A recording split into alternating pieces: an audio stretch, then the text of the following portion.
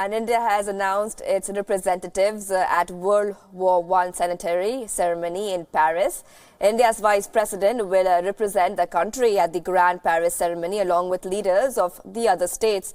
A statement from the Ministry of External Affairs said, and I quote, India was one of the largest contributors of soldiers during World War I. India's participation at the Armistice Centenary ceremony will be befitting tribute to the sacrifices made by these soldiers, underlining India's historical contributions to global peace and security.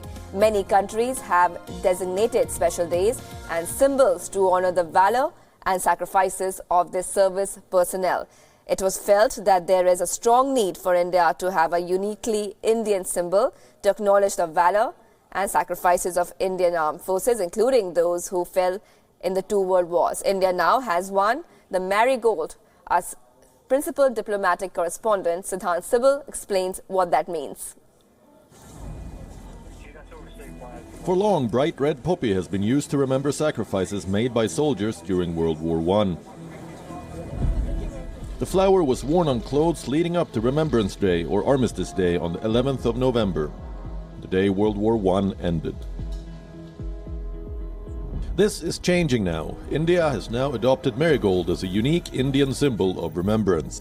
Marigold is a uniquely Indian flower, and many countries across the world have their own unique symbols of remembrance. In the Commonwealth, it's widely seen as the poppy. In France, they have the cornflower, which is a blue flower. And so we felt that in India also, we need to have our own symbol of remembrance. So the marigold is a flower that is available all over the country. It's available around the year. The color saffron in itself is seen as a color of sacrifice.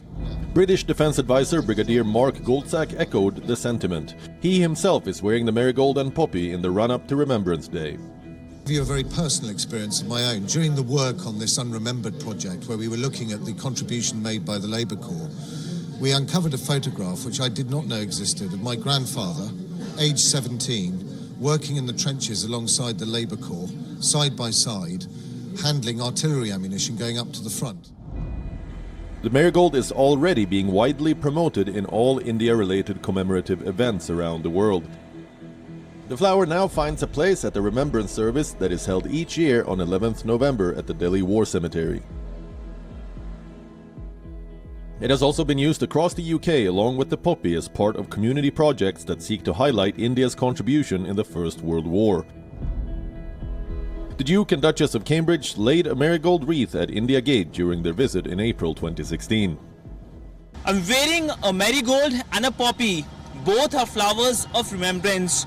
Poppy in Europe and India adopting the marigold. Marigold because it's easily available, and saffron is the color of sacrifice. But above all, it's remembering the Indian contribution in world wars. With video journalist Ankit, Siddhant Sibal for Wion, World is One in New Delhi.